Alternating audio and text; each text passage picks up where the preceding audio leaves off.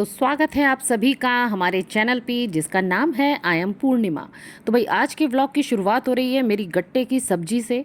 मैं उम्मीद करती हूँ कि आपने मेरा लास्ट व्लॉग देखा होगा जिसमें जीजी आ गई हैं अपने बच्चों के साथ, मेरी बेटी आ गई है और उन सभी का मन था गट्टे की सब्जी खाने का। तो सुबह उठते ही सबसे पहले मैंने ये सब्जी ही बनाई और फिर हम लोग चल दिए। देखिए तो यहाँ हम सब लोग तैयार हो गए हैं। ये सुबह सुबह का ही टाइम है और हम लोगों ने अभी खाना वगैरह अभी कुछ भी नहीं खाया है, ऐसे ही जा रहे हैं। थोड़ा घूम के आने का मन था, लॉन्ग ड्राइव पे जाने का मन था, तो हमने सोचा लास्ट ईयर जो प्लॉट लिया है चलो वो भी देख लेंगे और थोड़ा सा घूम कर भी आ जाएंगे। तो इसीलिए हम लोग निकल पड़े हैं। दोपहर में धूप ज़्यादा हो जाएगी तो फिर ये सोच के फिर हम लोग इसलिए जल्दी ही निकल रहे हैं। और जल्दी भी क्या, आजकल तो 10 बजे भी देखिए कितनी धूप हो गई है। जैसा कि आप जानते हैं कि हमारा आगरा ताजमहल और पेठे के लिए बहुत ही फेमस है। तो आप कभी भी अगर आगरा आएँ और वो हो सुबह सुबह का टाइम, तो भाई आप भिड़ई कचौड़ी ज़रूर खाइएगा। ये आगरे का एक प्रमुख नाश्ता है। तो इसके लिए हम आ गए हैं इस रेस्टोरेंट में। छोटा सा ही है, यहाँ पर हमने खाई ये बेड़ई। बेड़ई में दाल भरी रहती है और कचौड़ी में आलू भरा रहता है। तो ये बहुत ही टेस्टी लगती है। इसके साथ मिलती है आलू की सब्जी रसेदार वाली, जिसमें मखाना भी होता है, पनीर भी होता है और थोड़ी चटपटी सी होती है गरम मसाले वाली। और साथ में देते हैं ये मिर्ची फ्राई। और मीठे में आप खा सकते हैं सुबह सुबह यहाँ जलेबी। तो ये है आगरे का मशहूर नाश्ता। तो सबने पहले बोला कि हम लोग एक एक भिड़ई खा लेंगे, अभी सुबह सुबह का टाइम है तो ज़्यादा भूख नहीं लग रही है। लेकिन पता है जब खाने बैठे ना तो एक नहीं सब ने दो दो खाई मज़े से। मीठे में जलेबी खाने का मूड नहीं था तो फिर हम लोगों ने ले ली कुल्हड़ वाली लस्सी, जो कि बहुत ही टेस्टी लगती है। भाई आप लोग आगरा आएँ तो ये ज़रूर ट्राई करें। मेरी तरह जीजी भी फिटनेस को लेकर के थोड़ी कॉन्शियस रहती है, लेकिन यहाँ आके तो हमारा सब सत्यानाश हो गया है। हम लोग बस खाने पर ही फोकस कर रहे हैं। गाड़ी अपनी मंजिल की तरफ दौड़ चली है और अब ये देखिए साइड में चल रही है ये पटरी और इस पर जा रही है ये ट्रेन। तो जब कभी भी हम यहाँ से गुजरते हैं ना और ऐसा सीन आता है ना तो मेरे मन में वही गाना आ जाता है, ना ना ना ना ना ना ना नी ना ना ना ना ना ना ना ना। आप तो खैर समझ ही गए होंगे। तो लीजिए हम पहुँच गए हैं अपने गंतव्य पर।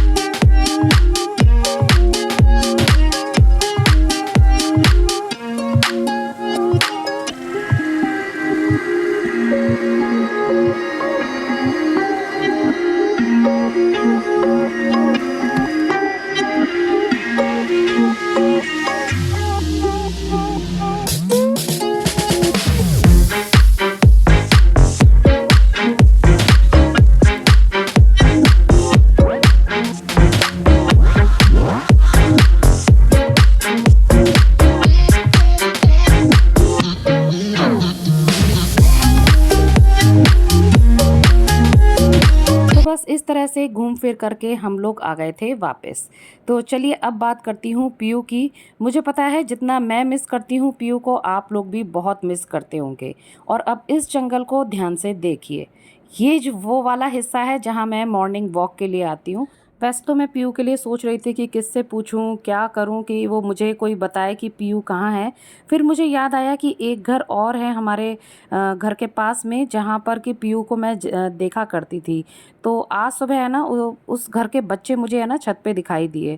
तो फिर मैं वहाँ ऊपर गई और फिर मैंने उन बच्चों से पीयू के बारे में जानकारी हासिल करी। तो मुझे आप सबको बताते हुए बहुत खुशी हो रही है कि हमारी पीयू ने अंडे दिए हैं, बच्चे दिए हैं छोटे छोटे मोर के। तो उन बच्चों ने वो अंडे देखे हैं और वो जो जंगल मैंने भी आपको दिखाया था ना, वहाँ पर वो पीयू इन दिनों वो रह रही है। तो ऑब्वियसली वहाँ पर उसका पार्टनर भी होगा, क्योंकि मैं आपको बताती थी ना कि वहाँ से है ना एक मोर की आवाज़ें भी आती हैं। तो वहाँ कोई मोर का पूरा ग्रुप है, तो हमारी पीयू वहीं गई हुई है। मुझे लगता है जब तक उसके बच्चे बड़े नहीं हो जाएंगे तो वो यहाँ नहीं आएगी। बच्चों को बड़ा करना भी एक बड़ा टास्क है। और पक्षियों के लिए तो खैर ख़ास तौर से। और मुझे पूरी उम्मीद है कि जब उसके बच्चे बड़े हो जाएंगे तो वो एक बार अपनी पुरानी जगह ज़रूर आएगी, वो हम लोगों से मिलने ज़रूर आएगी। पीयू के प्रति जो मेरी चिंता थी ना, वो अब खुशी में तब्दील हो गई है। ये जानकर मुझे बहुत ही सच में खुशी हो रही है कि उसने बच्चे दिए हैं। और आपको याद है वो कैसे मेरे यहाँ ना खाना खाने आया करती थी, दाल चावल, कढ़ी चावल, राजमा चावल, छोले चावल, सब कुछ खाती थी वो। तो अब लग रहा है कि यार उसकी प्रेगनेंसी थी और वो खाना खाने आती थी, कितनी अच्छी बात है। तो हो सकता है वो बाद में कभी अपने बच्चों को भी लेकर आए। तो खैर जब भी जैसा भी कुछ होगा ना, मैं अपने ब्लॉग में आपसे ज़रूर शेयर करूँगी। तो दोपहर का टाइम हमारा ऐसे ही खाते पीते मस्ती करते हुए गुजरा। और शाम को हमारे आने वाले हैं गेस्ट। मेरे चाचा जी की बेटी है, वो अपने हस्बैंड के साथ और अपने जुड़वा बच्चों के साथ हमारे यहाँ आ रही हैं डिनर पे। तो ये उसी की तैयारी हो रही है। इतने सब लोग थे ना, तो इतना सारा काम कैसे निपट गया पता ही नहीं चला। सब लड़कियां भी बड़ी बड़ी हैं, किसी ने कुछ कर लिया, किसी ने कुछ कर लिया। मेरे को तो सच में काम का कुछ पता ही नहीं चला। फिर चाचा जी की जो बेटी है निक्की, उनके जो जुड़वा बच्चे हैं, एक बेटा है एक बेटी है, और दोनों ही बड़े प्यारे बच्चे हैं। लेकिन जुड़वा होने पर भी उन दोनों में पर्याप्त अंतर है। तो अब यहाँ एक हो रही है ग्रुप फोटो। जब खाना पीना निपट गया तब गीत संगीत का कार्यक्रम प्रारंभ हुआ। चोट लग जाएगी। चलते मेरे ये गीत याद रखना, कभी अलविदा ना कहना, कभी अलविदा ना कहना। बीच राह में दिलबर बिछड़ जाए कभी हम मगर, और सुनी सुनी सी लगे जीवन की ये डगर। बीच राह में दिलबर बिछड़ जाए कभी हम मगर, और सुनी सुनी सी लगे जीवन की ये डगर। हम लौट आएंगे, तुम यूं ही बुलाते रहना, कभी अलविदा ना कहना, कभी अलविदा ना कहना। तो चलिए इस मधुर संगीत के साथ अब हम इस सभा का समाप्त करते हैं। फिर इन सब के बाद हमारे मेहमान चले गए थे और हम आ गए हैं अपने हैप्पी के साथ हैप्पी होने के लिए। हैप्पी ने तो पूरे घर में धूम मचा रखी है।